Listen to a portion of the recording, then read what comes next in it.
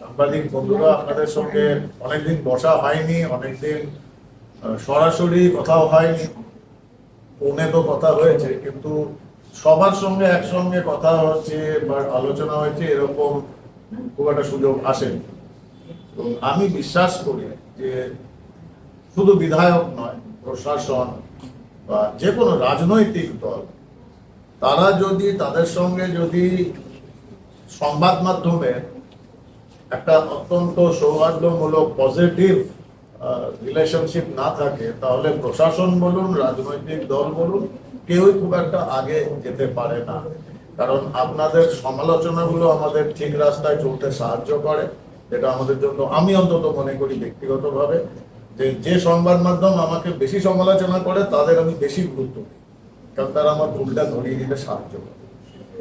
দ্বিতীয়ত যেটা, যে আমরা যে ডেভেলপমেন্ট ওয়ার্কগুলো করছি, প্রশাসনে থাকা এবং বিরোধী দলে থাকা দুটো তো পার্থক্য তো রয়েছে। বিরোধী দলে আমরা যখন ছিলাম, বা যে কোনো বিরোধী দল, তারা যে কোনো সময় তারা আক্রমণাত্মক জায়গায় যেতে পারে এবং তারা যা ইচ্ছা এলিগেশন দিতে পারে শাসকের বিরুদ্ধে, শাসক দলের বিরুদ্ধে। কিন্তু আমরা দায়িত্বশীল ভাবে যখন আমরা শাসক দলে রয়েছি, দায়িত্বশীল একটা সরকারের অংশ, একটা আইনসভার অংশ, সেখানে আমরা যা ইচ্ছা তাই করতে পারি না, আমাদের সীমাবদ্ধ। কিন্তু তার মানে এই নয়, যেটা সত্যি, যেটা truth, nothing but whole truth, সেটা আমরা আগে রাখবো না। এবং সেটা আগে রাখতে গেলে সংবাদ মাধ্যমের সাহায্য আমাদের দরকারই দরকার। তো রিসেন্ট কালে ধরুন, এই আমাদের 100 দিনের যেটা প্রথম শেষ হলো কাজটা, এই সময়টা আমরা কি করেছি, কি করতে পারিনি, এইসব ব্যাপার নিয়ে খোলামেলা আলোচনা করার জন্যই আপনাদের কাছে এসেছি। কারণ বিভিন্ন রকম বিরোধী দল সেটা করবেই, সেটা বিরোধীদের কাজ। তারপরে মিছে তো আর রবীন্দ্রসঙ্গীত শোনাবে না, যা করার করবে সেটা তার প্রকৃতির ব্যালেন্স। কিন্তু আমরা মনে করি যে আমরা সঠিকভাবে সঠিক প্রশ্নের সঠিক উত্তর দিয়ে মানুষকে জানাবো এক্স্যাক্টলি সরকার কোথায় আছে, কোন জায়গায় আছে। মানুষের সেবা করার শপথ নিয়ে তো আমরা এসেছি, আমরা কোথায় আছি। আমরা ম্যাজিক করতে পারবো না, কিন্তু যেটা করতে পারবো সেটা আমরা সরাসরি জানবো। তো এই নিয়ে আজকে এসেছি আপনাদের কাছে।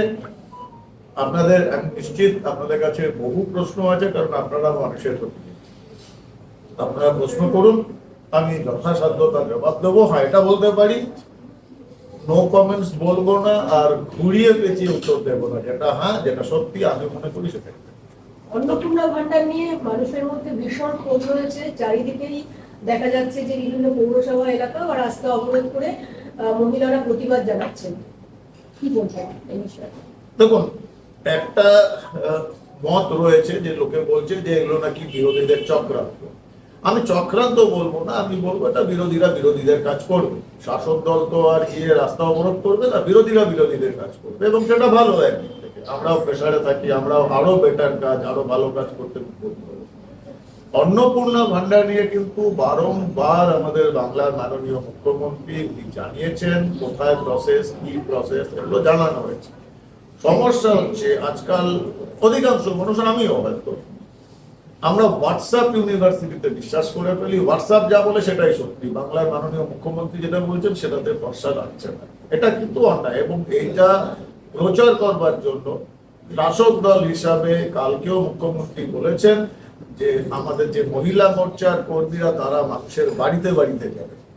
যার বাড়িতে সমস্যা আছে এই অন্নপূর্ণা ভান্ডার নিয়ে, তাদের বাড়িতে আমাদের মহিলা মোর্চার কর্মীরা গিয়ে বোঝাবেন এবং তাদের সাহায্য করবেন। দেখুন, অন্নপূর্ণা ভান্ডারে 3-4টে ক্যাটাগরি। একটা ক্যাটাগরি যাদের ক্লিয়ার হয়ে গেছে, যারা রেগুলার টাকা পাচ্ছেন, তাদের নিয়ে কোনো সমস্যা। একটা ক্যাটাগরি আছেন যারা হয়তো প্রথম মাসের টাকাটা পেয়েছেন, দ্বিতীয় মাস থেকে টাকাটা পাচ্ছেন না, এবং তখন তারা যুক্তির মধ্যে না গিয়ে চিৎকার চেঁচামেচি করে ফেলছেন। আমি অস্বীকার করবো না, এটা একটা জায়গা। দেখুন, পুরসভাগুলো হচ্ছে একটা জায়গা যেটা প্রশাসন এবং মানুষের মধ্যে একটা সেতু বন্ধন করে। অবভিয়াসলি বিধায়ক আছে, বিধায়ক সেতুটা দেখাশোনা করবে, যে সেতুটা কাজ করছে কিনা। কিন্তু আমার কাছে তো সেই ইনফ্রাস্ট্রাকচার নেই, আমি তো আর পোর্টাল নেই, আমি তো আর 10টা লোক বা 50টা লোক নিয়ে ঘুরে বেড়াচ্ছি না, আমার কাছে ওয়ার্ড মাস্টার নেই, আমি করবোটাই। প্রশাসনের পুরসভার কাজ যেটা, বা বিডিওদের কাজ যেটা, যে মানুষকে এই পোর্টালটা দেখানো, যে পোর্টাল বেরিয়েছে সরকার, পশ্চিমবঙ্গ সরকারের, আপনি সেই পোর্টালে গিয়ে নিজের অ্যাপ্লিকেশন নাম্বারটা যদি আপনি মানে টাইপ করেন, সেখানে কিন্তু আপনার পুরো ডিটেলটা এসে যাবে যে আপনার যদি রিজেক্ট হয়ে থাকে, কি কারণে রিজেক্ট হয়েছে, কোন ডকুমেন্ট কম রয়েছে, কোথায় আপনার রিজেকশনের কারণ কি হতে পারে। আপনার দোতলা বাড়ি রয়েছে বা আপনার দুটো গাড়ি রয়েছে, আপনি অন্নপূর্ণা ভান্ডারের জন্য অ্যাপ্লাই করেছেন। মাননীয় মুখ্যমন্ত্রীর খুব পরিষ্কার নির্দেশ বা বার্তা রয়েছে, বাংলার একজনও যোগ্য মা বোন তারা বাদ যাবেন না, কিন্তু একই সঙ্গে একজনও অযোগ্য কাউকে দেওয়া হবে না। কারণ মানুষ এটা ভুলে যায় যে এই যে টাকাগুলো, একটি টাকা ৩,০০০ টাকার মধ্যে প্রতিটি টাকা আমার আপনার করদাতাদের টাকা। ওই টাকাগুলো কিন্তু কোথাও থেকে ছেপে আসছে না, আপনাদের করদাতাদের টাকা। করদাতাদের টাকা অন্যায়ভাবে যদি দেওয়া হয়, সেটা কিন্তু চুরির সমান। আমরা বিগত তৃণমূল সরকারে আমরা দেখেছি, যখন আমরা তখন তো ছিল লক্ষ্মীর ভান্ডার, আমরা যখন সার্ভে হলো, 2.5 লক্ষ পুরুষ তারা লক্ষ্মীর ভান্ডার পেয়েছে। যে নারায়ণ কখন মানে বলে 10 চক্রে ভগবান ভূত, তৃণমূলের আমলে নারায়ণ লক্ষ্মী হয়ে গেছে। তো এটা আমরা হতে দেব না, তার জন্য ভেরিফিকেশন প্রসেস খুব টাইট। সেখানে সরকার বারবার বলছে যে যদি আপনার রিজেকশন হয়, আপনি পোর্টালে যান, আপনি জানতে পারবেন কেন রিজেকশন হয়েছে। সেটা যদি ডকুমেন্টের হতে পারে, আপনি কোনো একটা পার্টিকুলার ডকুমেন্ট আপলোড করেননি, বা আপনি যখন হার্ড কপি দিতে গেছেন, ভিড়ের মধ্যে হয়তো একটা আধার কার্ড মিসপ্লেস হচ্ছে, সামথিং কিছু একটা হয়েছে, সেটা আপনার ওখানে পরিষ্কার লেখা থাকবে যে আপনার প্যান কার্ড জমা করেনি বা আপনার ব্যাংক ডিটেল জমা করেনি, আপনি রিঅ্যাপ্লাই করুন। তৃতীয়ত, প্রথম মাসে পাওয়ার পরে আপনি অনেক সময় পাচ্ছেন না, সেখানে আপনি খোঁজ করলেই জানতে পারবেন, পোর্টালে গেলেই জানতে পারবেন, পরিষ্কার রয়েছে যে ব্যাংকের কেওয়াইসি নেই, তার জন্য ব্যাংক কার্ড ট্রানজাকশন হচ্ছে না। কারণ এগুলো সব ডাইরেক্ট ব্যাংক থেকে বেনিফিশিয়ারির কাছে যাচ্ছে। আগে যেমন হতো দালালি, টাকা দিচ্ছে ক্যাশ, সেটা থেকে আপনি কাটমানি নিয়ে, এখন তার জায়গা নেই। 100% কেন্দ্রীয় সরকার, রাজ্য সরকারের সমস্ত প্রকল্পের টাকা ডিবিটি হয়, ডাইরেক্ট ব্যাংক ট্রান্সফার, এবং সেখানে ব্যাংকের নিয়ম তো মানতে হবে। আপনি যদি কেওয়াইসি না থাকে, আপনার রিজেক্ট হবে। তো এই সমস্ত সুযোগ সুবিধা রয়েছে। এবং দেখুন, আমার কথা হচ্ছে 1,60,00,000 লোককে এখন দেওয়া হয়েছে, এখন রেগুলার যারা পাচ্ছে, কম বেশি হতে পারে 5-10%, আমি তো কাগজ দেখে বলি না, সেই জন্য হতে পারে 5-10%। বাট এই 1,50,60,00,000 যে মানুষকে দেওয়া হয়েছে, এমন কোনো সিস্টেম নেই যেখানে বলা হবে না আপনি তো বিজেপির সমর্থক, আপনি তৃণমূল, আপনি সিপিএম, এরকম হয় না। এবং আমি দায়িত্ব নিয়ে বলতে পারি, শাসক দলের একজন বিধায়ক হিসাবে, আইনসভার সদস্য হিসাবে, ভারতীয় জনতা পার্টির দলীয় কর্মীরা, আমাদের সমস্ত সমর্থক কর্মী, সরকারি অফিসার, আমরা কোনো রকম ডেভিয়েশন করছি না কারোর সঙ্গে না। আপনি যাই হন না কেন, আপনি পশ্চিমবঙ্গের বৈধ নাগরিক, SIR এ আপনার নাম রয়েছে, আপনি যে ইকোনমিক কন্ডিশন গুলো রয়েছে সেগুলো আপনি ফুলফিল করছেন, আপনার বয়স এই থেকে এই অবধি, আপনি পাবেন। তাতে দেরি হতে পারে ভেরিফিকেশনের জন্য, আমাদের ভুলে গেলে চলবে না। ভেরিফিকেশনটা যে লেভেলে হচ্ছে অন গ্রাউন্ড, সেই স্কুলের শিক্ষকরাই হোক, কর্মচারী হোক, পুরসভা হোক, যারাই হোক, বাইরের পৃথিবী থেকে তো লোক আনা সম্ভব নয়। তারা কিন্তু একই সঙ্গে সেন্সাসের কাজও শুরু হয়ে গেছে, জানেন, তারা এই অন্নপূর্ণা ভান্ডার করছেন, তারা আবাস যোজনা করছেন, যত রকম ডেভেলপমেন্ট প্রজেক্ট হচ্ছে সবকিছুই তারাই সার্ভে করছে। তারা হিউম্যান বিং, তারা কেউ স্কুলে চাকরি করে। তো একটু সময় লাগছে, ধৈর্য ধরুন, যোগ্য একজন ব্যক্তিরও নাম বাদ যাবে না।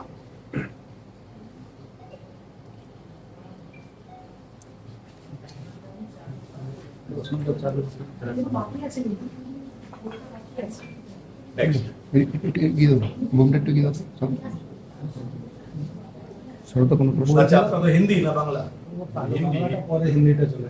বলছিলাম যে এখন রাস্তাঘাট অনেক খারাপ অবস্থা, এই ব্যাপারে সরকার এখনো অব্দি কোনো উত্তর দিতে পারছে না, কখন অব্দি ঠিক হতে পারে, কি বলবেন? প্রথম কথা, মাফ করবেন, আমি অত সোজাসুজি কথাটা বলছি। আপনি যেটা বললেন যে সরকার উত্তর দিতে পারছে না, আমি তো বলতে পারবো না এরকম কোনো খবর আমার কাছে আছে। সরকারকে আপনি প্রশ্ন করুন, উত্তর পাবেন। আপনি প্রশ্ন করলেন, আপনাকে আমি উত্তর দিচ্ছি।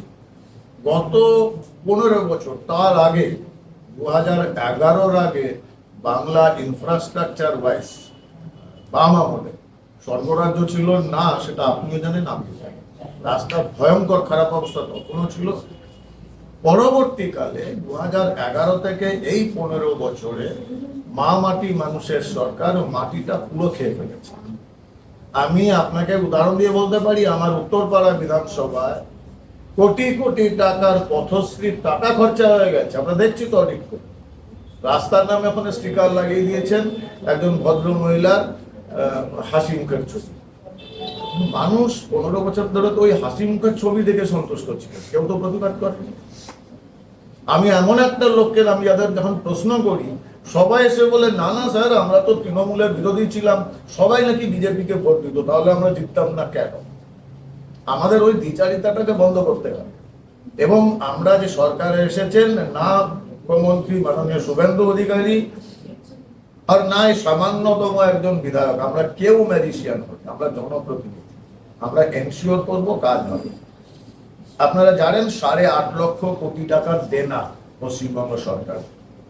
বছরের আমাদের বাজেট 4.5 লক্ষ কোটি টাকা পশ্চিমবঙ্গ সরকার, অন রেকর্ড বলছি।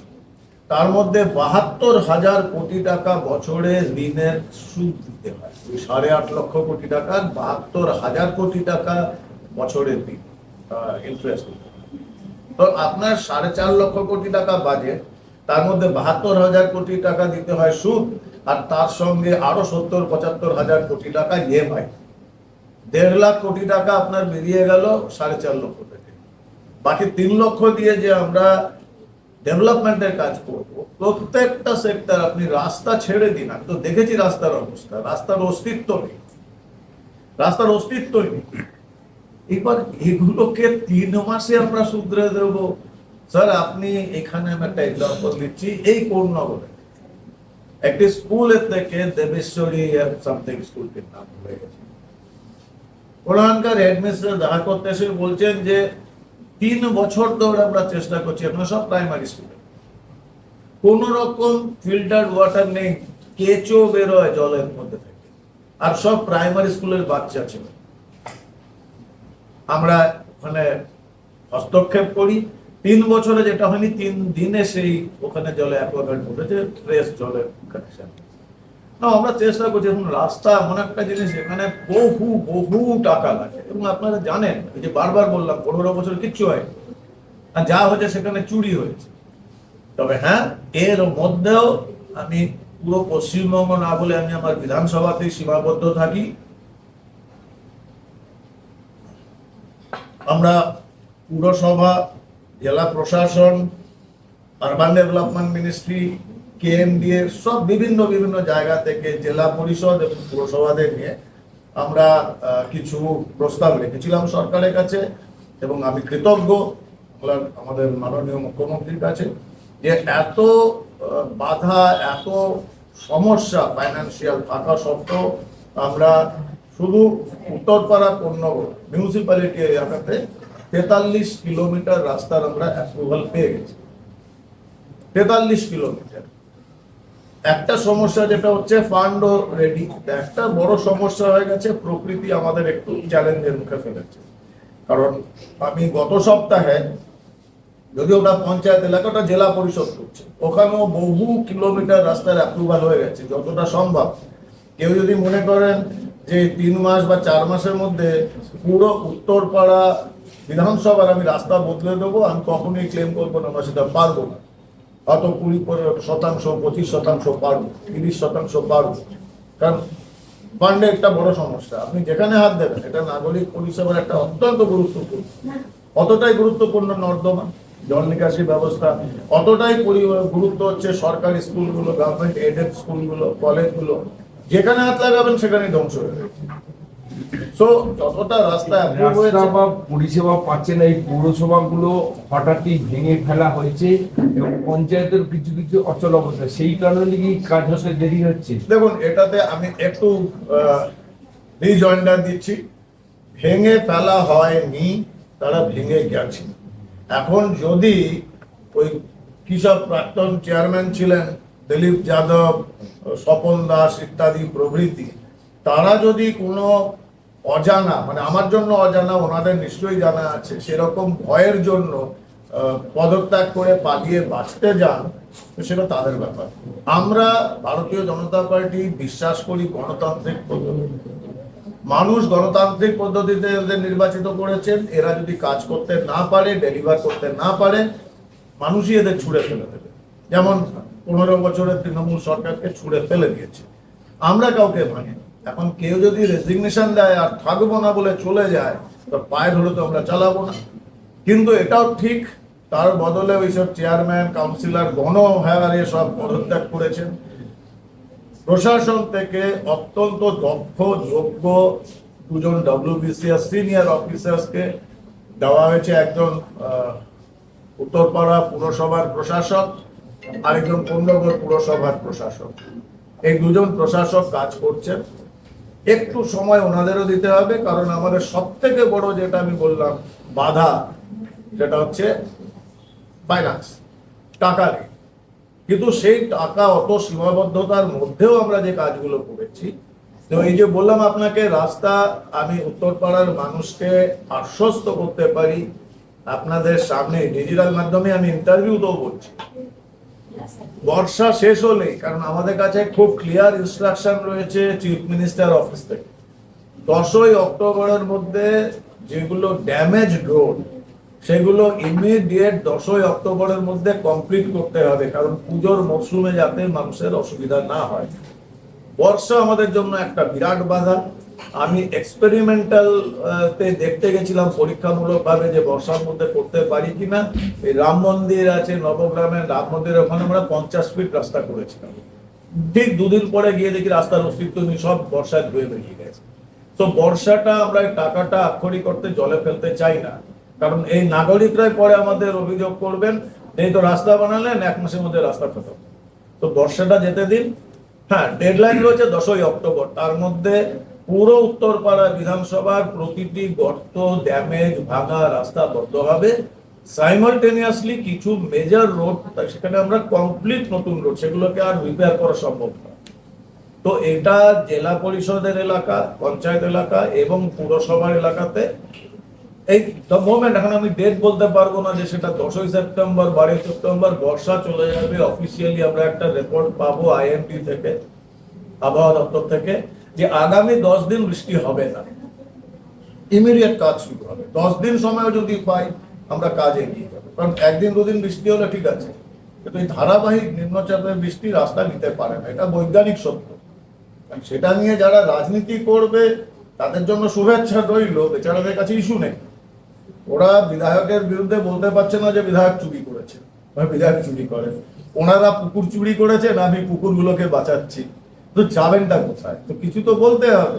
আর আমরাও চাই বিধায়করা থাকুক ও বিরোধীরা থাকুক, মশা মাছি পোকা মাকড় কাঁকড়া বিছে না থাকলে কি, এটা তো পরিবেশ, একটা ইকোসিস্টেম, থাকুক, সবাই থাকুক। ওনারা ওদের মতো করে বদনাম করুক, আমরা আমাদের মতো কাজ করি। আপনি ডেডলাইন দিলেন 10ই অক্টোবর, তার মধ্যে সমস্ত রাস্তাঘাট ঠিক হয়ে যাবে এবং কোনো জায়গায় কোনো গর্ত থাকবে না। তারপরে যদি 10ই অক্টোবরের পরে যদি কোনো রাস্তা থাকে এরকম মানুষের অদ্ভুত অদ্ভুত প্রশ্ন, ভালো, আমি ইন্টারেস্টেড। ব্যাপারটা হচ্ছে প্রশ্নটা, 10ই অক্টোবরের ডেডলাইন আমি দেয়নি, মাননীয় মুখ্যমন্ত্রী দিয়েছেন। আমি সেটা প্রতিশ্রুতিবদ্ধ, আমি সেগুলোকে পূরণ করবার জন্য। এটা আমি আপনাকে গ্যারান্টি দিয়ে বলতে পারি যে রাস্তাগুলো হবে। আপনি যে বললেন যে 10ই অক্টোবরের 11ই অক্টোবর ভেঙে যাবে কিনা, সেটা হবে না। তার কতগুলো কারণ রয়েছে। প্রথমত যে টেন্ডারের যে কন্ডিশন, টার্মস অ্যান্ড কন্ডিশন, যেটা এতদিন কোথাও দেওয়া হয়, আপনারা পুরসভায় যান, পুরোনো টেন্ডারগুলো দেখুন, টার্মস অ্যান্ড কন্ডিশনস কোথাও পাবেন না। যে টার্মস অ্যান্ড কন্ডিশনস দেওয়া হয়েছে যে হেভি পেনাল্টি হবে যদি সময়ের মধ্যে কাজ না হয়, এবং কাজ শেষ করার পর আলাদা আলাদা বিটুমিনের রাস্তা আলাদা, পেভাস ব্লক আলাদা, প্রত্যেক কটাতে আলাদা আলাদা টার্মস অ্যান্ড কন্ডিশন, এবং মিনিমাম 5 বছর। যদি কোনো কারণে ক্ষতিগ্রস্ত হয়, ভেঙে যায় বা কিছু হয়, কন্ট্রাক্টর বাধ্য ওটাকে রিপেয়ার করতে ফ্রি অফ কস্ট, এবং অভিযোগ জানানো নির্দিষ্ট দিনের মধ্যে কাজ শেষ করতে হবে। এমন নয় যে কন্ট্রাক্টর কাজ করে চলে গেল, ও রাস্তা ভেঙে গেছে, তাকে পাওয়া যাচ্ছে না, 2 বছর পরে উনি আসলেন। পরিষ্কার বলা হয়েছে যে তাকে হেভি ফাইন করা হবে, আমরা প্রচন্ড হেভি সিকিউরিটি ডিপোজিট রাখছি এবং আমরা ব্ল্যাক লিস্টেড করবো, এবং এগুলো কিন্তু সমস্ত টার্মস অ্যান্ড কন্ডিশনের মধ্যে রয়েছে। এটা 1। 2 নম্বর, আমরা একটা ইউনিক জিনিস করার চেষ্টা করেছি এবং সেটা করছি। আমরা উত্তরপাড়া বিধানসভা মানুষদের আমরা ইনভলভ করছি এই প্রত্যেকটি কাজে, চাই ওর জল নিকাশি ব্যবস্থা হোক, চাই এই রাস্তার কাজ হোক, চাই স্কুল বা শিক্ষা ব্যবস্থার উন্নতি হোক, এনিথিং, চাই হেরিটেজ যে আমাদের এখানে মন্দির বা ঘাটগুলো রয়েছে তার সংস্কার। আমরা সমাজ থেকে, আমাদের আশপাশ থেকেই এই উত্তরপাড়া বিধানসভা, চাই কোন্নগর হোক, চাই হিন্দমটর হোক, চাই উত্তরপাড়া হোক, চাই কানাইপুর, রঘুনাথপুর, আমরা আমাদের লোকেরা খুঁজে খুঁজে বার করছেন সমাজের শ্রদ্ধেয় সিনিয়র সিটিজেন। এখন রাস্তার কাজ আমি তো জানি না, কন্ট্রাক্টর আমাকে বেকুব বানাতেই পারে। আমি যদি টাকা নাও খাই বা কেউ যদি টাকা নাও খায়, কিন্তু কন্ট্রাক্টর সে কাজ করবেই, এতদিন অসাধু প্র্যাকটিস করেছে। তো সেটাকে তখন দেখার জন্য, মনিটর করার জন্য প্রত্যেকটা সাবজেক্টের উপর আমরা 5-7 জন করে করে সিনিয়র সিটিজেন, যিনি হয়তো ইঞ্জিনিয়ার ছিলেন, সিভিল কনস্ট্রাকশন ইঞ্জিনিয়ার ছিলেন, রোডের ইঞ্জিনিয়ার ছিলেন, 40 বছর সার্ভিস করে রিটায়ার করেছেন, এখন 70 বছর বয়স। ওনার উত্তরপাড়াতে বা কোন্নগরে বা হিন্দমটরে বা কানাইপুরে জন্ম, সারা জীবন এখানে থেকেছেন। তো উনি তো নিজের রাস্তাটা তো উনি এনশিওর করবেন, এবং ওনাদের ক্লিন ইনস্ট্রাকশন রয়েছে যে কাজ আপনাদের মনিটরিং এ হবে। আপনারা না বলে কন্ট্রাক্টর 1 পা আগে এগোতে পারবেন না। আপনারা যদি সার্টিফাই না করেন, আমরা বিল পেমেন্ট করতে দেবো না। তো এবং এটা শিক্ষা ব্যবস্থার জন্য আমাদের আলাদা কমিটি হয়েছে, রাস্তার জন্য হয়েছে, এবং তারাই পরিদর্শন করবেন যে এক্স্যাক্টলি কতটা কি করা উচিত ছিল, সেটা হচ্ছে কিনা। আমি বিশ্বাস করি যদি এটা হয় এবং মনিটরিং পুরসভা থেকে, সরকার থেকে আমরা মনিটরিং করি, কন্ট্রাক্টররা শুধরে যাবেন। দস্যু রত্নাকর তো বাল্মীকি হয়েছিল, আমি ওদের এক্সপেক্ট করছি না বাল্মীকি হবে, রাস্তাগুলো ভাঙবে না, এটা আমরা এনশিওর করব। স্যার একটা ছোট প্রশ্ন, স্যার এই তারাপীঠ বা কলকাতা, এই যে আগুন লেগে যে জায়গাটা হলো, সেখান থেকে এই যে লাইব্রেরিগুলো আছে, তারা অভিযোগ করছেন যে সেই কোন বাম আমলে বা তৃণমূল আমলে তাদের ফায়ার এক্সটিংগুইশার দেওয়া হয়েছে, সেগুলোর না রিনিউ হয়েছে, না কোনো অগ্নি নির্বাপক ব্যবস্থা থাকছে। লাইব্রেরি যেখানে সমস্ত অতীত ইতিহাস থাকছে বা ছেলেরা পড়তে যাচ্ছে, সেগুলোই ইনসিকিউরিটিতে রয়েছে। এই জায়গাটা নিয়ে কি ভাবছেন? স্যার, আমি আমার প্রচার শুরু করেছিলাম, আনইউজুয়াল অনেক ভাবতে পারেন, আমার প্রচার শুরু হয়েছিল জয়কৃষ্ণ লাইব্রেরি থেকে, এবং বাংলা ভাষা আন্দোলনের প্রথম শহীদ সফিউর রহমানের বাড়ি থেকে। ওই বাড়িটি, প্রথম শহীদের বাড়িটি ভগ্নপ্রাপ্ত, মানে খন্ডার, আপনি দেখেছেন। অথচ 21শে ফেব্রুয়ারি আমরা সুন্দর সুন্দর শাড়ি, পায়জামা, পাঞ্জাবি পরে গান গাই, রজনীগন্ধার মালা নিয়ে বাড়ি গাই। ওই শহীদের বাড়ি কেউ দেখতে যায় না, ওনার ভাইকে কেউ খুঁজেও পায় না। এবং দ্বিতীয় জয়কৃষ্ণ লাইব্রেরি, জয়কৃষ্ণ লাইব্রেরির ইতিহাস, ঐতিহ্য আপনাদের মনে করানোর আমার কোনো কারণ নেই, কারণ আপনারা আমার থেকে বেশি শিক্ষিত। এই লাইব্রেরিটির যে অবস্থা, ভারতবর্ষের প্রাচীনতম, এশিয়ার প্রাচীনতম লাইব্রেরি, যেখানে ঋষি অরবিন্দ, সে বিখ্যাত উত্তরপাড়া স্কুল, নেতাজি সুভাষচন্দ্র, কে আসেনি, মাইকেল মধুসূদন দত্ত, বিদ্যাসাগর। আমি গেছিলাম, লাইব্রেরিয়ানের সঙ্গে কথা হয়েছিল। আজকের ডেটে ওদের 29 জন স্যাংশন পোস্ট স্টাফ, আর আছেন 4 জন। আপনি কি কাজ করবেন? ম্যান পাওয়ারের, এবং সেখানে 50,000 দুর্মূল্য দুষ্প্রাপ্য পুঁথি রয়েছে। যদি ওখানে আগুন লাগে, ওটা যৌতুক গৃহ, আমাদের ইতিহাস পড়ে যাবে। সেই জন্য প্রায়োরিটিতে এটা আমরা পড়েছি কেসটা। ইনফ্যাক্ট একদিন মিটিং এ আমার সঙ্গে গত সপ্তাহে ডিএম এর কথা হয়েছিল, উনিও সাহিত্যপ্রেমী মানুষ, প্রশাসকদের মধ্যে চট করে পাওয়া যায় না। উনি আমাকে প্রতিশ্রুতি দিয়েছেন যে সেপ্টেম্বরের প্রথম সপ্তাহে 2-3 তারিখের মধ্যে আমি আর উনি দুজনে জয়েন্ট ভিজিট করব। বিশেষ করে সব থেকে বড় প্রায়োরিটি এটাই, অগ্নি নির্বাপন, কারণ ওটা ইতিহাস, ভয়ঙ্কর অবস্থা। আপনি যদি ওখানে যান, আপনি দেখবেন যে এই যে দুর্মূল্য পুঁথিগুলো, তার রক্ষণাবেক্ষণের কোনো ব্যবস্থা নেই। মানে দুর্মূল্য পুঁথিতে আপনার নির্দিষ্ট টাইমে আপনাকে কীটনাশক ছড়াতে হয়, টেম্পারেচার মেনটেন করা, এসি, এটা খুব, ওরা বলেন স্যার এসি, ফায়ার এক্সটিংগুইশারই নেই তো আবার এসি। তো এগুলো পুরোটা আমি আর ডিএম যাচ্ছি আমরা সেপ্টেম্বরের 2-3 তারিখ, এবং এটা আমরা কমপ্লিট একটা প্রজেক্ট নিচ্ছি। এবং এটা ঘটনা আমি আপনাদের এটাও বলি, যেহেতু ফাইন্যান্সের একটা বিশাল সমস্যা আছে সরকারি বাজেটে, তো আমরা বিভিন্ন বড় বড় কর্পোরেট যারা রয়েছে এখানে, বিজনেস হাউসেস রয়েছে, তাদের আমি ব্যক্তিগতভাবে অনুরোধ করেছি, অনেকের সঙ্গে কথা বলেছি, কলকাতারও অনেক বড় বড় কর্পোরেটের সঙ্গে, যে উত্তরপাড়া বিধানসভায় কোনো কর্পোরেট, কোনো ফ্যাক্টরি, কোনো বিজনেস কাউকে একটা টাকা কোনো সিন্ডিকেট, কোনো দাদা, কোনো নেতা কাউকে দিতে হবে না, সেটা আমার গ্যারান্টি। এবং আমি পরিষ্কার বলেছি, আপনারা যদি টাকা দেন, আমি ধরে নেবো যে আপনি অপরাধীদের সহযোগী, কারণ আপনারাই মাফিয়া বানাচ্ছেন। ছোট মাফিয়া থেকে বড় মাফিয়া তৈরি হচ্ছে, কারণ টাকাটা আপনি দেবেন, একটা পয়সা দেবেন না, তার বদলে আপনি কন্ট্রিবিউট করুন, উত্তরপাড়া বিধানসভায় আপনি কন্ট্রিবিউট করুন। তো এগ্রি করেছে আমরা, অনেক ভালো ভালো এগ্রি হয়েছে। আমি আপনারা প্রশ্ন করেনি, তাও আমি বলছি এটারই কন্টিনিউশনে। আপনারা দেখেছেন রাজবাড়ী হাসপাতালের অবস্থা, কিচ্ছু ছিল না, হাতে রাজবাড়ী হাসপাতালে আমরা একটা ইতিমধ্যেই ল্যাপ্রোস্কোপিক অপারেশন থিয়েটার ইনোভেট করে দেওয়া হয়েছে এই 3 মাসের মধ্যে, যেটাতে মানুষ প্রভূত পরিমাণ সাহায্য পাবেন, তার জন্য কলকাতা যেতে হবে না। দ্বিতীয়ত, আমরা একটা বড় কর্পোরেটের সঙ্গে কথা হয়ে গেছে, সাইন এগ্রিমেন্ট হয়ে গেছে, কিছু সরকারি প্রসেস থাকে, সরকার থেকে পারমিশন নেওয়া, প্রসেস, অনেকগুলো প্রসেসের মধ্যে যেতে হয়। আমরা খুব আশাবাদী, পুজোর আগেই আমরা রাজবাড়ী হাসপাতালে বেশ নতুন অনেকগুলো জিনিস ইন্ট্রোডিউস করছি। এমআরআই ছিল না ওখানে, এবং বিভিন্ন রকম হাইটেক যন্ত্রপাতি যেগুলো অপারেশনের জন্য দরকার হয় সেগুলো আমরা পেয়ে যাচ্ছি। একটি বৃহৎ কর্পোরেট তারা প্রায় 1 কোটি টাকার মতো আমাদের হাসপাতালে দিচ্ছে as a CSR part of CSR. এবং আমি নিশ্চিত যে ওইগুলো হয়ে গেলে একটা বিরাট রিলিফ। দেখুন, সরকারি বিল্ডিংটা তো খুব খারাপ অবস্থা, কিন্তু এগুলো করতে গেলে বাজেটের ব্যাপার আছে। বাজেট নিয়ে বসে কান্নাকাটি করবো না। তো যেগুলো সম্ভব আমরা সিএসআর এর থ্রু করছি। আমরা খুব সত্তর পুরো উত্তরপাড়া বিধানসভায় কোনো আইসিইউ অ্যাম্বুলেন্স নেই।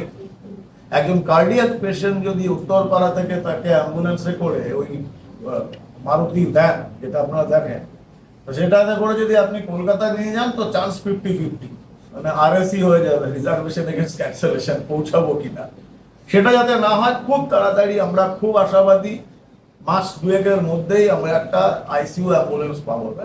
ব্যাপারটা হচ্ছে এগুলো খুব কস্টলি। একটা আইসিইউ অ্যাম্বুলেন্স ঠিকঠাক বাইরে থেকে না দেখে ঠিকঠাক 50-52 লক্ষ টাকা দরকার।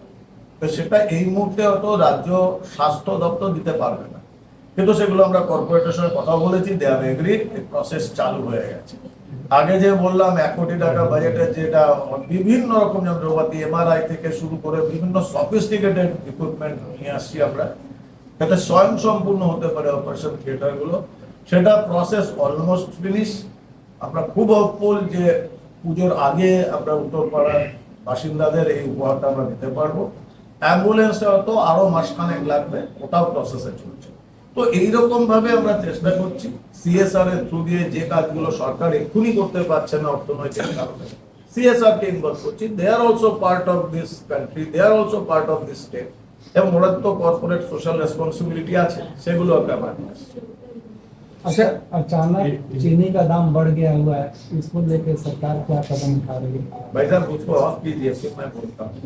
आपको लगता है पूरा हिंदुस्तान का, आप फिर तो बोलेंगे मंगल में नहीं जा पा रहा है, भाई साहब बोलिए, आप उत्तरपाड़ा विधानसभा का बात। बंगाल के लोग मिठाई ज्यादा खाते हैं ना, तो ज्यादा प्रभाव, कल से मिठाई का दाम भी बढ़ने वाला है। ये मिठाई के दुकान वाले खुद बोल रहे हैं कि हम जिस दाम पर चीनी पहले खरीदते थे, वो अभी चीनी ज्यादा आ रहा है, तो हमको भी मिठाई का दाम बढ़ाना पड़ेगा। तो हम भी तो यही बोलते हैं कि मिठाई कम खाइए, डायबिटीज से बचिए, स्वस्थ जीवन रखिए। मिठाई आपका शरीर में कोई काम के नहीं होता है।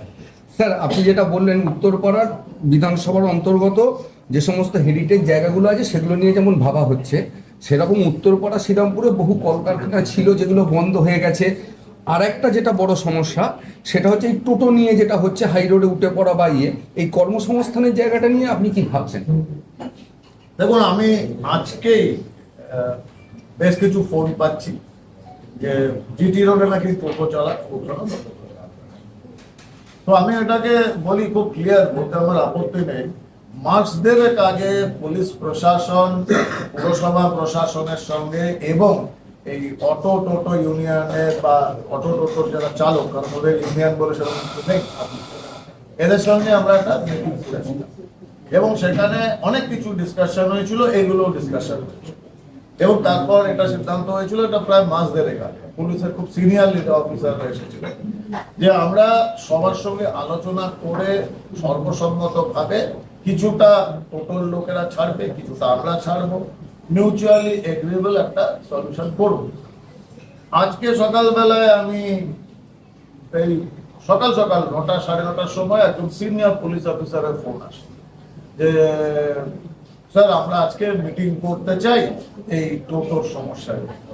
তার আগে আমার কাছে ফোন আসে আমাদের কিছু সাংবাদিক বন্ধুর কাছ থেকে, আমাদের পার্টির লোকের কাছ থেকে, যে টোটোর চালকদের নিয়ে বালিখাল এলাকাতে আজকে ডানকুনিতে কিছু ধরপাকড় হয়েছে। agitation হচ্ছে। পুলিশ নাকি ধরছে, আটকাচ্ছে।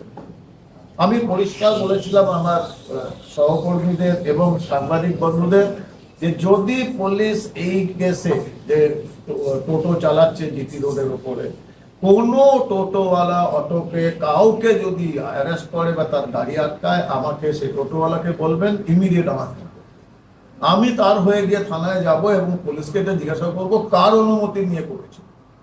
এবং আমি এই সিনিয়র পুলিশ অফিসারকেও বলেছি, উনি বলছেন আমাদের উচ্চতর কর্তৃপক্ষ থেকে অর্ডার এসেছে। তাহলে দায়িত্ব আপনার, কারণ এই টোটো অটো যারা চালায় তারা কি নিজের ইচ্ছায় জন্ম থেকে কেউ হয় যে আমি টোটো চালাবো বলে আমি জন্মালাম? আমাদের ছোটবেলা তো একটা আসতো না যে আপনি বড় হয়ে কি হতে চান, একটা স্বপ্ন থাকে। সব বেচারারা তাদের স্বপ্ন ভঙ্গ হয়েছে, তৃণমূল তাদের চাকরি, তাদের জীবন জীবিকা, তাদের সম্মান সব কেড়ে নিয়েছে। সমস্ত যুবকদের যেরকমভাবে ওরা জবরদস্তি পাঠিয়েছিল যে আপনারা তোলাবাজ হন, সিন্ডিকেট চালান, এরা তোলাবাজ হয়নি, সিন্ডিকেট করেনি, মেরুদণ্ড রয়েছে, সৎভাবে টোটো চালিয়ে উপার্জন করতে চেয়েছে। তাতেও আগে লক্ষ লক্ষ টাকা ঘুষ দিতে হতো, তোলা দিতে হতো, সেগুলো আমরা বন্ধ করেছি। অ্যাটলিস্ট বলে যাচ্ছি লোককে কাউকে ভয় পাবে না, যোগাযোগ করুন আমার সঙ্গে, একটা পয়সা তোলাবাজিতে দেবে না। কোনো ইউনিয়ন নেই ওখানে, ইউনিয়ন নাম করে কেউ টাকা তুললে আমাকে বলুন, আমি সোজা অ্যারেস্ট করে ওদের ঢোকাবো। কিন্তু টোটো চালক করে বুঝতে হবে তারা সমাজের একটা অংশ, তারা একটা বিরাট কাজ করছে, বিশাল কাজ করছে। কারণ এত সরু সরু রাস্তা এখানে, জিটি রোডের পর ভেতরে আপনার কোনো বাস ঢুকতে পারে না, গাড়ি ঢুকতে পারে না, মানুষ চলবে কি করে, যাবে কি করে? সবার কাছে 2 হুইলার 4 হুইলার নেই, সেখানে টোটোই ভরসা। কিন্তু এমন ভাবে করতে হবে যাতে জ্যাম জট না হয়। জিটি রোডটা আমাদের সারাতে হবে। জিটি রোডে আমরা বাস চালু করছি, আমার সঙ্গে কথা হয়েছে, অফিসিয়াল চিঠি দিয়েছি মাননীয় পরিবহন মন্ত্রীকে এবং উনি আমাদের প্রতিশ্রুতি দিয়েছেন দুর্গা পুজোর আগেই খুব তাড়াতাড়ি অন্তত 3টি বাস চালু হবে। বালিখাল বা রিক্সা থেকে চালু করব আমরা। একটি বাস যেটা আগে 3 নম্বর রুট ছিল, এটা বন্ধ হয়ে গেছে, ওটা হবে। একটা সেক্টর 5 এর জন্য হবে আর একটা এসমানের জন্য হবে, একটা শ্যামবাজার। 3টি চালু করা হবে অ্যাপার্টমেন্ট রুট নাম্বার 3। প্লাস আমরা চেষ্টা করছি ওই ওয়াটার ট্যাক্সি আমরা চালু করছি, ওয়াটার বাস, সেটাও আমরা চেষ্টা করছি শ্রীরামপুর থেকে বাবুঘাট। না ওই বাস রুটে এই জিটি রোডের যে অবস্থা, সেখানে যদি আবার স্টেট বাস বা বড় বাস ঢুকে যায় তাহলে ভয়াবহ অবস্থা হবে। সেজন্য আমরা একটা অল্টারনেটিভ রুট করাচ্ছি জিটি রোডটাকে অ্যাভয়েড করে, যাতে টোটো অ্যাটলিস্ট, আমার প্রপোজাল থাকবে যে পুরো 24 ঘন্টার জন্য না করে অফিস টাইম, সকালবেলা হয়তো 9টা থেকে 12টা বা 8টা থেকে 11টা, বিকেলবেলা আপনারা 4টে বা 5টা, 4:30, 5টা থেকে 8টা, মেন যে টাইমটা, ওই সময় টোটো যাতে না ওঠে। আপনারা ভেতরের অল্টারনেট রুটগুলো ব্যবহার করুন, বাস মুভমেন্ট করতে দিন, কারণ গণপরিবহনে বেশি লোক যেতে পারবে। কিন্তু এটা এই টোটো চালক, অটো চালক, ওনাদের নিয়ে বসে সর্বসম্মতিক্রমে সিদ্ধান্ত হবে। বলে গেলে চলবে না, এদের জীবন জীবিকা পরিবার সব কিন্তু ওর মধ্যে নির্ভর করছে। কিন্তু এই টোটোটা তো বেআইনি ভাবে জিটি রোড দখল করে চলছে, তো মানুষের অসুবিধা হচ্ছে। স্যার, এটা যদি আমি আপনাদের প্রত্যেককে প্রশ্ন করি, আমরা জীবনে সবাই কি আইনের পথে চলি? সব জিনিস আইন মতো করি? আমরা নিজেরা কি নিজেদের গাড়িগুলো 4 হুইলার হোক 2 হুইলার হোক রাস্তার উপর দাঁড়িয়ে রাখি না, দাঁড় করিয়ে রাখি না? আপনি চলুন আমার সঙ্গে যে কোনো রাস্তায়, সে ক্রাইপার রোড হোক, যে কোনো রাস্তায় যত এনক্রোচ দোকান রয়েছে, যারা অবৈধভাবে দোকানটাকে বাড়িয়ে রেখেছে, সেখান থেকে কি আমরা জিনিস কিনছি না, তাদের ব্যবসা করে টাকা দিচ্ছি না? আপনি বলতে পারবেন যে উত্তরপাড়া বিধানসভায় কতগুলো এই যে টাওয়ার রয়েছে, সে টাওয়ারগুলো ঠিকঠাক রয়েছে, তাদের ডিভিয়েশন নেই? কেন মিউটেশন হচ্ছে না? কারণ ওটাতে ডিভিয়েশন রয়েছে, স্যাংশন প্ল্যান নেই, বা প্ল্যান করেছে G+4, করে দিয়েছে G+6, G+7, এবং সেখানে আমরা তো ফ্ল্যাট কিনছি। শুধু গরিব টোটো আর অটোর উপরে আমার ব্যক্তিগত 3 মিনিট লেট হয়ে গেল বলে আমি তলোয়ার নিয়ে চলবো, সেটা নয়। তবে সমাজে একটা শৃঙ্খলা থাকতে হবে। ওই ভাইয়েরা, তারাও আমাদের সঙ্গে কথা বলবে, আমরা বানাবো, বোঝাবো, অল্টারনেট ব্যবস্থা করবো। অল্টারনেট ব্যবস্থা না করে আই এম নট হিটলার, আমি অটোক্রেটিক কাজ করতে দেব না প্রশাসনকে, আমরা মিলেমিশে করবো। কিন্তু পরিবহন মন্ত্রী নিজেই বলছেন যে জাতীয় সড়ক এবং রাজ্য সড়কে কোনো টোটো চলতে দেওয়া হবে না। আবার বলছি, পরিবহন মন্ত্রী যেটা বলেছেন একদম সর্বাংশে ঠিক বলেছেন। আমি তো বললাম যে এটা ফেজ ওয়াইজ করবো, কাল সকাল থেকে হবে না তা তো হবে না। আমি দীপাঞ্জন চক্রবর্তী আছি, আমি তো আগামীকাল থেকে অন্য কিছু হয়ে যেতে পারি না। যদি আমাকে নিজেকে বদলাতে হয়, সময় দিতে হবে। আপনি একটা সাধারণ উদাহরণ দিচ্ছি আপনাকে, যে আপনি যদি চেন স্মোকার হন, একটা সিগারেট খাওয়ার থেকে খারাপ কিছু নেই, তাও আপনি খাচ্ছিলেন, আপনি আগামীকাল থেকে পুরো সিগারেট সঙ্গে সঙ্গে বন্ধ করে দিতে পারবেন না। তার ইম্প্যাক্ট হবে আপনার শরীরের মনে, ধীরে ধীরে ছাড়বে। যে টোটোওয়ালা, যার কোনো সামনে ভবিষ্যৎ নেই, স্বপ্ন নেই, যেটুকু জীবন জীবিকা তাও লাখ টাকা 1.5 লাখ টাকা দিয়ে, মাসে 3000 টাকা ঘুষ দিয়ে, তোলাবাজি টাকা দিয়ে তারা তাদের জীবন চালাচ্ছে। বাড়িতে 4টি মুখ রয়েছে খাওয়ার জন্য, টাকাটা আসবে কোথা থেকে? কতদিন আপনি ভান্ডারের ওপরে আপনি বসে থাকবেন? তারা তো করছে, তারা তো চুরি করছে না, কিন্তু তাদের অল্টারনেট রুট দিতে হবে। আপনি বলে দেবেন যে কাল থেকে হবে না, তাহলে যাবে কোথায়? এবং যেভাবে এখানে বেআইনি টোটো অটো দেওয়া হয়েছে, তো 1000 বেশি আপনার রাস্তা রয়েছে উত্তরপাড়াতে। পুরো বিধানসভার কথা বলছি আমি, উত্তরপাড়া মানে উত্তরপাড়া না, পুরো উত্তরপাড়া বিধানসভা। সো আমাদের অল্টারনেট রুট বার করতে হবে মানুষের স্বার্থে। আর যদি মানুষের স্বার্থের কথা বলি, আমাদের টোটো অটো যে ভাইরা, ওরাও তো মানুষ, ওদের আমি কি করে বাদ দেবো? তো ওদের ফ্যামিলি আছে, সব কিছুকে মিলিয়ে মিশিয়ে আমরা নিশ্চয় সিদ্ধান্ত নেব। কিন্তু এরকম হঠকারী সিদ্ধান্ত যে কাল থেকে জিটি রোডে হবে না, এরকম কোথাও কোনো সিদ্ধান্ত হয়। আর যদি এরকম সিদ্ধান্তে কোনো টোটো অটো ভাইয়েরা কারোর সমস্যা হয়ে থাকে, তারা আমার সঙ্গে যোগাযোগ করুন, আমি দেখবো কে তাদের অ্যারেস্ট করে, কে তাদের গাড়ি বাজেয়াপ্ত করে। 26 ইলেকশনের পর থেকেই 50 কোম্পানি কেন্দ্রীয় বাহিনী ছিল রাজ্যে, আবার পুজোর আগে আরো 50 কোম্পানি কেন্দ্রীয় বাহিনী নিয়ে আসা হচ্ছে।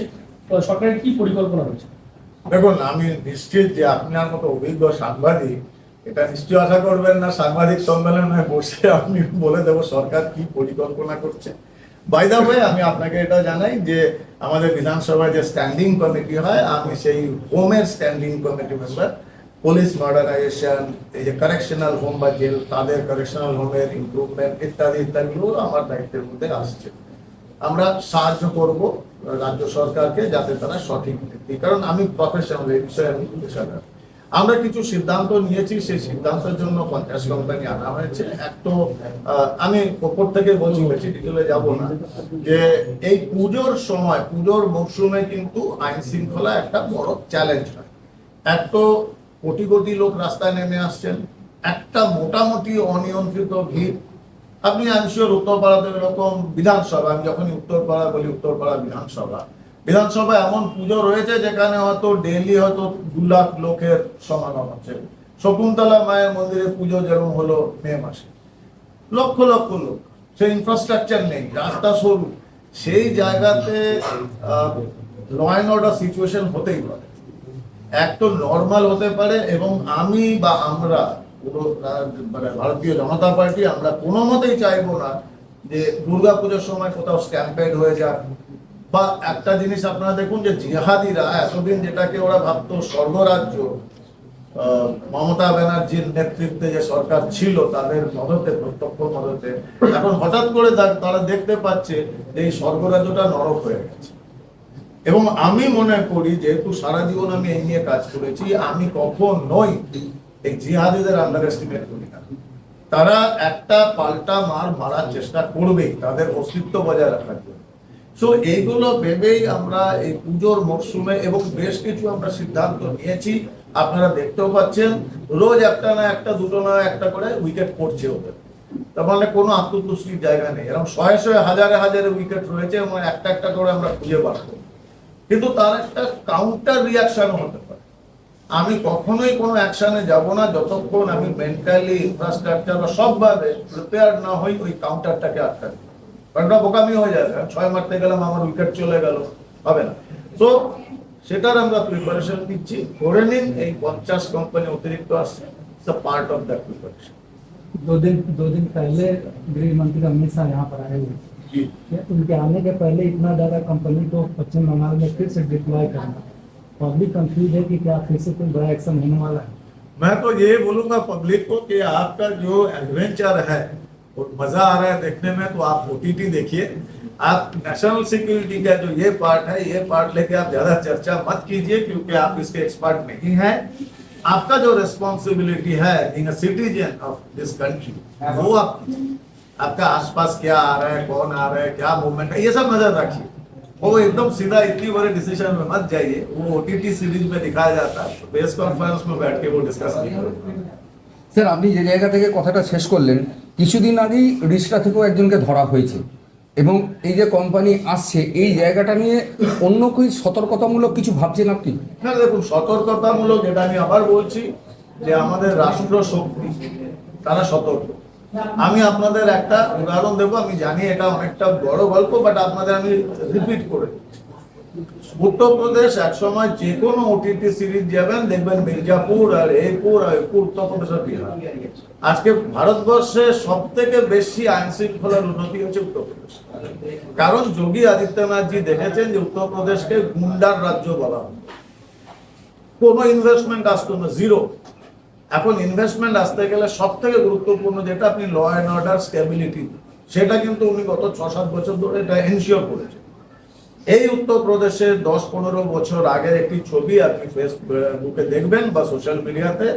উত্তরপ্রদেশের তৎকালীন মুখ্যমন্ত্রী মুলায়ম সিং যাদব একটি সোশ্যাল প্ল্যাটফর্মে, রাজনৈতিক প্ল্যাটফর্মে আতিক আহমেদের কুকুরে গ্রেডেনের সঙ্গে হ্যান্ডশেক করছেন মুখ্যমন্ত্রী। And who is Atik Ahmed, যার বিরুদ্ধে 117টা মার্ডার কেস হয়েছে।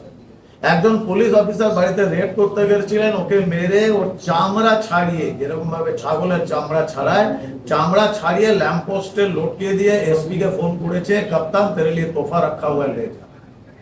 তো মেসেজটা তো নিচে তাই যায় যে ওই আতিক আহমেদের কুকুরের সঙ্গে হ্যান্ডশেক করছে মুখ্যমন্ত্রী। বাংলার প্রাক্তন বিতাড়িতা মুখ্যমন্ত্রী, হয়তো বিতাড়িত করা হয়েছে, উনি পদত্যাগ করেন। মমতা ব্যানার্জি নির্বাচনে জিতেই 2011-তে ভবানীপুর থানা থেকে গুন্ডাদের ছাড়িয়ে নিয়ে গেছিলেন পুলিশের কাস্টাডি থেকে, এবং কি মন্তব্য করেছিলেন, আমি বাংলার গুন্ডা কন্ট্রোল করব। এবং গুন্ডাদের কাছে ওই মেসেজ গেছে। এবং মেসেজ যাওয়ার পরে 15 বছর পরে দেখা গেল বাংলার সেই তৎকালীন প্রাক্তন বিধায়িকা, উনি আর গুন্ডা কন্ট্রোল করছেন না, গুন্ডারা ওনাকে কন্ট্রোল করছে। আর ওখানে সেম জিনিস উত্তরপ্রদেশে যোগী আদিত্যনাথজি বলেছিলেন, ওই আতিক আহমেদ খানকে मैं मिट्टी में मिला दूंगा, और मिट्टी में मिलिए। বাংলার মাননীয় মুখ্যমন্ত্রী শুভেন্দু বাবু বিধানসভায় গুন্ডা দমন আইন বিল যখন পেশ করেছেন এবং বলেছেন যে zero tolerance for corruption and for this গুন্ডাগিরি, তার জন্য গুন্ডা দমন অ্যাক্ট, উনি যেই মেসেজটা দিয়েছেন, পুলিশ দেখুন, আমি সবসময় বলেছি West Bengal police, Kolkata police, পুলিশের দক্ষতা নিয়ে আমার কোনো সন্দেহ নেই। সমস্যাটা হচ্ছে মাইন্ডসেট, এবং পুলিশ সবসময় ওপরের দিকে তাকায়, ওপর থেকে যে অর্ডারটা পার্কুলেট দাম হয়ে নিচে আসে। আর দুর্বিনীত গোয়েলের মতো একটা অপদার্থ লোককে যখন মমতা ব্যানার্জি মাথার উপর নিয়ে ঘুরে বসে থাকেন, তখন পুলিশের কাছে কি মেসেজটা যাবে? তখন পুলিশের রাজত্ব করতো ওই শান্তনু সিনহা বিশ্বাসের মতো গুন্ডাগুলো, যে আবার ইউনিফর্ম পরে ঘুরে বেড়াচ্ছে। মুখ্যমন্ত্রী তো নামই হোম মিনিস্টার ছিলেন, হোম মিনিস্টার ছিলেন তো ওই বাংলার প্রাক্তন মুখ্যমন্ত্রী, হোম মিনিস্টার ছিল ওই শান্তনু সিনহা বিশ্বাস যে লকআপে রয়েছে। এখনকার পুলিশ ডিফারেন্ট, আর ডিফারেন্ট হওয়ার জন্য এই চিন্তাটা ভয় পাচ্ছে। এবং আমরা বলে দিয়েছি যে গুন্ডাবাদী সে কত বড় গুন্ডা আমরা দেখে নেব, এবং আমরা করছি একটা ব্যাপক মডার্নাইজেশনের কাজ চলছে পুলিশে, এবং ঘটনাচক্রে আমি তার অন্যতম অংশীদার, কারণ আমি হোম স্ট্যান্ডিং কমিটি মেম্বার। 1 বছর পরে আপনি ওয়েস্ট বেঙ্গল পুলিশ, আপনার জেলার police, Uttarpara police, Kolkata police, আপনি মিলিয়ে নেবেন, আমরা আবার প্রেস কনফারেন্স করব। 1 বছর পরে এই পুলিশকে পিছিয়ে দিতে পারবো, 1 বছর সময়। এটা উত্তরপাড়ায় আছি। উত্তরপাড়া বিরোধীরা বলছে যে 100 দিনের সরকার, 100 দিনের সরকারে উত্তরপাড়া বিধানসভাতে 4-5টা পার্টি লিস্ট ভাঙা ছাড়া আর কি কাজ হয়েছে, কি বলছেন?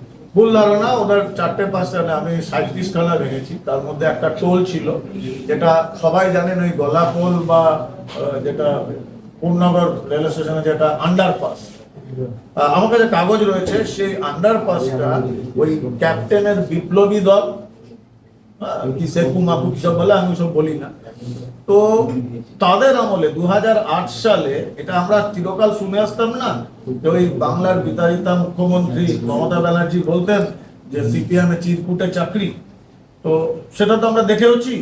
এখানে একটা চিরকুটে কন্ট্রাক্ট ছিল, একটা লেটার হেডে একটা নির্দিষ্ট কোম্পানিকে অর্ডার দেওয়া হলো যে তোমরা এই জায়গাটা আন্ডারপাসে টোল নেবে। মজার ব্যাপার, কত টাকা টোল নেওয়া হবে, কতদিনের জন্য কন্ট্রাক্ট, কিচ্ছু লেখা নেই, ওই চিরকুটে টোল, এবং সেটা 2008-এ শুরু হয়েছে। সেটা আমি গিয়ে ভেঙেছি এই 2 মাস আগে। এবার হিসাব করে দেখুন তো, মাসে কত টাকা হয়, বছরে কত হয়, 2008 থেকে 2026, এই টাকাগুলো কাদের পকেটে গেছে? আগে গেছে এই সব বিপ্লবীদের, এই ক্যাপ্টেন স্যাপ্টেন কি সব আছে, ওদের তো সমস্যা হচ্ছে। ক্যাপ্টেনের তো অস্তিত্ব রাখতে হবে। ক্যাপ্টেন যেখান থেকে এসেছেন সেখানে ক্যাপ্টেন কেউ চেনেন না, নিজের জন্মভূমি, নিজের যেখানে বড় হয়েছেন সেখানে তার আমার সাহস নেই। স্বপ্ন নিয়ে এসেছিলেন যে এখানে নাকি কোথায় নগরে না নবগ্রামে শুনেছি লেনিনের দাঁত পোঁতা আছে, সেই দাঁতটা পুড়ে যদি আমরা জিততে পারি, সেটা পারেননি। 28,500 ভোটে আমার কাছে হেরেছেন, তো করবেনটা কি? মানুষ এদের প্রত্যাখ্যান করেছে, কিন্তু স্বপ্নটা তো যাচ্ছে না যে আমরা আবার ফিরে আসবো। আপাতত এরা আছে জেএনইউ, যাদবপুর আর ফেসবুক, আর ভারতবর্ষে কোথাও খুঁজে পাবেন না। এরা এই সমস্ত অ্যালিগেশন করছে, আমি তো ওপেনলি চ্যালেঞ্জ করছি ক্যাপ্টেন, এই মিডিয়ার সামনে বসুন, সমস্ত মিডিয়ার সামনে উনি বসুন, আর ওই ক্যাঙ্গারু যে বাবার পেটে ঘুরে বেড়ায় তাকে নিয়ে বসুন, আমি 3 জনে, ওনারা আমায় কোশ্চেন করুক, আমি উত্তর দেবো, আমি কোশ্চেন করবো, ওনাদের উত্তর দিতে হবে। কারণ ওনাদের দুর্নীতি, স্বজন পোষণ, ভয়াবহ অত্যাচারের ইতিহাস রয়েছে, সেই ইতিহাস উত্তরপাড়ার মানুষ বলেন। তো সেই ইতিহাস নিয়েও আমি প্রশ্ন করবো যে আপনারা কি করেছেন, কেন রাস্তাঘাটে এই অবস্থা, কেন জয়কৃষ্ণ লাইব্রেরি এই অবস্থা, প্রত্যেকটা উদাহরণ দিয়ে দিয়ে এই তথাকথিত সেকুলার বামপন্থীরা 21শে ফেব্রুয়ারি নিয়ে নাচানাচি করেন। কেন প্রথম ভাষা শহীদের বাড়িতে আজ পর্যন্ত কেউ যায়নি? দেখেছেন ওটা ভেঙে চুড়ে কি অবস্থা হয়ে গিয়েছে? এরা ওগুলো করবে না, এরা সব মেঘনা দেওয়ার চেষ্টা করছে, যে পেছন থেকে ঘুরে বান মারবে। ওরা ভুলে যাওয়া উচিত যে আমি রাবণ নই, আমি কি জিনিস সেটা ওরা জানে। একবার চেষ্টা করে দেখুন, উত্তরপাড়া বিধানসভার মাটিতে বিরোধীরা নিশ্চয়ই রাজনীতি করবে। আমি আবারও বলেছি, আমি তো বলেছিলাম যে সরকারিভাবে আমি তো চাইবো ওই ক্যাপ্টেন ও একটা কোনো পজিশন দিতে, অফিসিয়াল পজিশন ক্রিয়েট করে যে উনি বিধায়কের বিরোধী হন, অফিসিয়াল গাড়ি ফাড়ি সব দেবো সরকারিভাবে, যে উনি আমার সমালোচনা করুন, ক্রিটিসাইজ, কনস্ট্রাকটিভ ক্রিটিসিজম।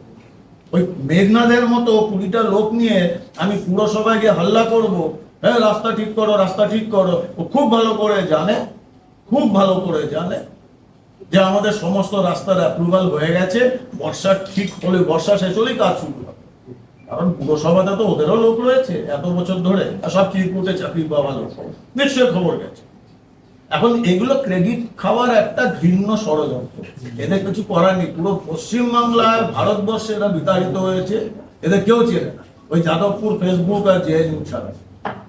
এখন ওরা ক্রেডিট দিতে যাবে, হয়তো কাল পরশু দেখবেন 50টা লোক, বলছি তো আপনাদের সামনে, এগুলো ওরা, এই বুদ্ধি তো আছে, পড়াশোনা করা দুর্বুদ্ধি, দেখবেন পরশুদিন গোটা 50-40টা লোক নিয়ে গিয়ে ওই উত্তরপাড়া পৌরসভা বা কোন্নগর পৌরসভার সামনে হায় হায় হায় হায় করবে, রাস্তা ঠিক করতে হবে এসব বলে। জীবনে শুনেছেন হাল্লা করে আর হায় হায় করলে রাস্তা হয়ে যায়? তার জন্য পরিশ্রম দরকার, তার জন্য বুদ্ধি দরকার, তার জন্য মেহনত করে আপনাকে টাকা আনতে হবে সরকারের কাছ থেকে, তারপর কনস্ট্রাকটিভ, ওটাই হচ্ছে কাজ যেটা আমরা করেছি। ওরা হায় হায় করুক, আমরা কাজ করি। আমি খুব খুশি হতাম, বাচ্চা মেয়ে তো যদি এখনো পজিটিভ রাজনীতি করতে চায়, উনি আমাকে একদিন ফোন করুন, উনি ওনার পার্টি অফিসে বলেন আমি যাবো, পার্টি অফিসে যাবো, গিয়ে উনি বলবেন যে চলুন দাদা, আমি আপনি আমরা সবাই ওই ক্যাঙ্গারুকেও নিয়ে নেব, চলুন না। সিপিএম, কংগ্রেস, তৃণমূল, বিজেপি সব পরে। এই মুহূর্তে আমি বিধায়কের সার্টিফিকেটটা পেয়েছি ইলেকশন কমিশন থেকে, আমি কিন্তু উত্তরপাড়া বিধানসভার বিধায়ক, আমি বিজেপি বিধায়ক নই, আমি সিপিএম, কংগ্রেস, তৃণমূল সবার জন্য বিধায়ক। তিনজনে এসে আমরা একসঙ্গে যাব। আমি তো বলছি 3 জনে মিলে আমরা ফাইন্যান্স মিনিস্টারের কাছে যাই, প্রপোজাল নিয়ে একসঙ্গে বলি এই কাজগুলো পেন্ডিং, আমাদের হেল্প করুন। কিন্তু তারা কেউ আসবে না। তারা হয় দীপাঞ্জনে মিথ্যা খবর প্রচার করবে, ফেক ভিডিও আনবে, আর না হলে তারা ওই 50টা লোক নিয়ে বিধানসভার সামনে দাঁড়িয়ে হায় হায় করবে এবং তাকাতে থাকে এদিক ওদিক, দুটো জিনিস দেখার জন্য, যে মিডিয়া ক্যামেরা এসেছে আর একটা ওই প্রিজন ভ্যান বা জেলের পুলিশের গাড়ি আসছে কিনা। তো তত তাড়াতাড়ি গাড়িতে বসি, যদি পুলিশ লাঠিচার্জ করে, যদি জনগণ পেটায়, কারণ জনগণের তো একটা লিমিট রয়েছে। আজকে যে এই হালত উত্তরপাড়া, তার দায়ী কে? রাস্তা নেই, জল নেই, ড্রেনের অবস্থা ভয়াবহ, পুকুর বুঝিয়ে বাড়ি তৈরি হচ্ছে, দেখছেন আপনারা। ওপেন হুব্বার শ্যামলটাকে কে তৈরি করেছে? এই কমরেডরাই তো তৈরি করেছিল হুব্বার শ্যামল। রমেশ মাহাতোকে কে তৈরি করেছে? এরাই তৈরি করেছে। আর আজকে এরা বড় বড় কথা বলছে, সামনে থাকলে সামনাসামনি ডিবেট করবে, কিন্তু এরা করবে না, কারণ ওরা জানে ওরা প্রত্যাখ্যাত।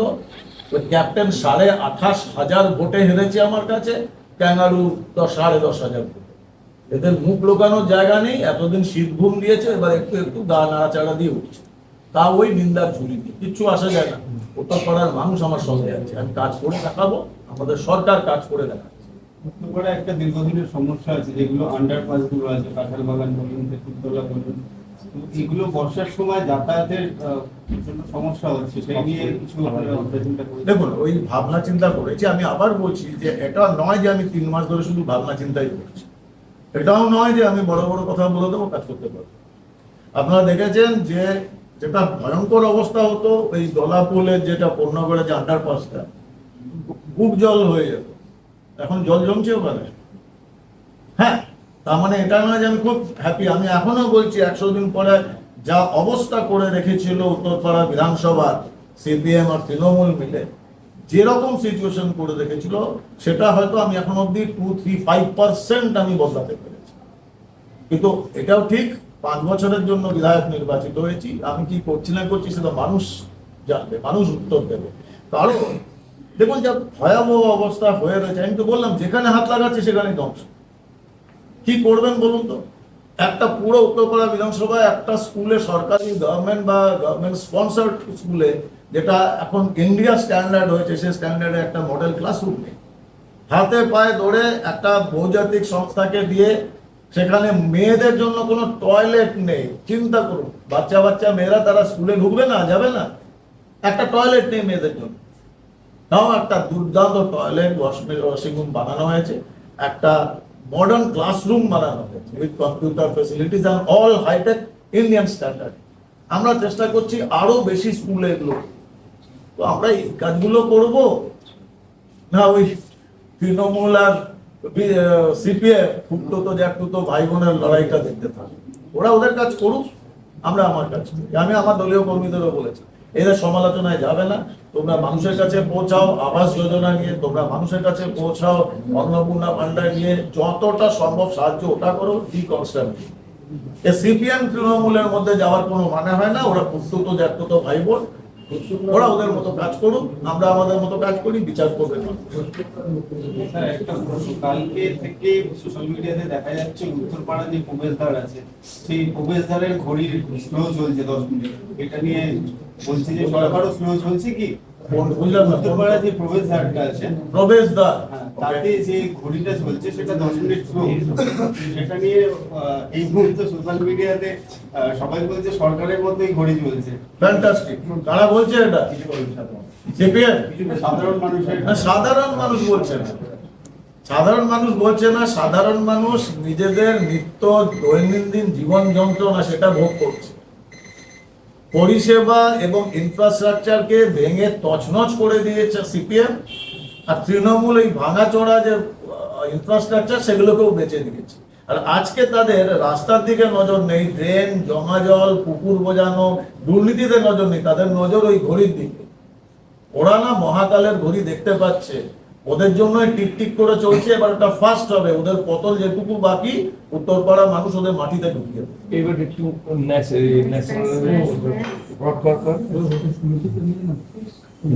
বাবার ওটা আমাকে যেতে হবে পুলিশের আজকে মিটিং রয়েছে ঈদে মিলাদ নিয়ে।